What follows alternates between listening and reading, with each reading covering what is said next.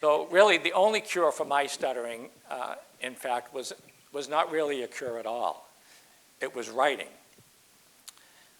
When I wrote, I had no trouble forming words and sentences.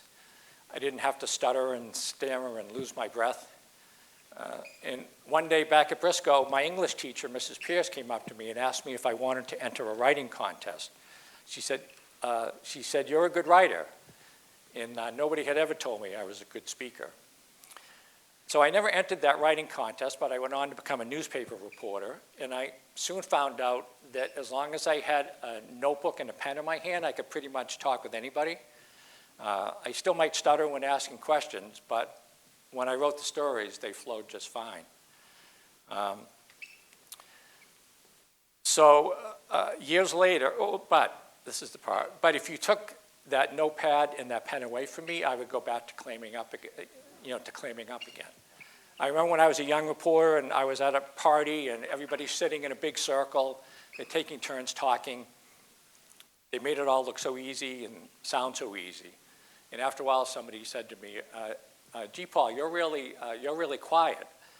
And that was kind of the worst thing that you could say to me at that time. I didn't want to be quiet. I felt like I had to be quiet. So my advice is, if anybody's quiet, you don't need to tell them that they're quiet. So years later, I was sports editor of the Beverly Times. Does anybody remember the Beverly Times? And I actually ended up writing a story about Mr. Polonzi, who, when he won an award, a well-deserved award for his long career as an assistant coach for the Beverly High School football team.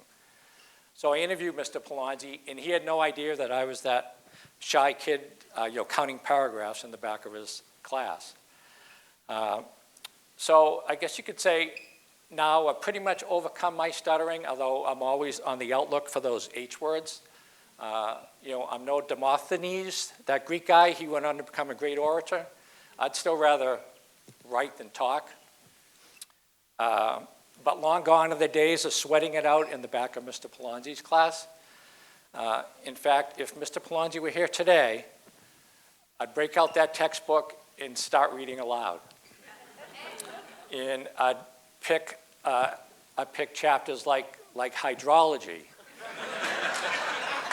and helium. I might need some help here. And helium and hydrology. You can just bring on those H words, because as Mr. Polonzi might say, when it comes to stuttering, if you give it an inch, it'll take a mile.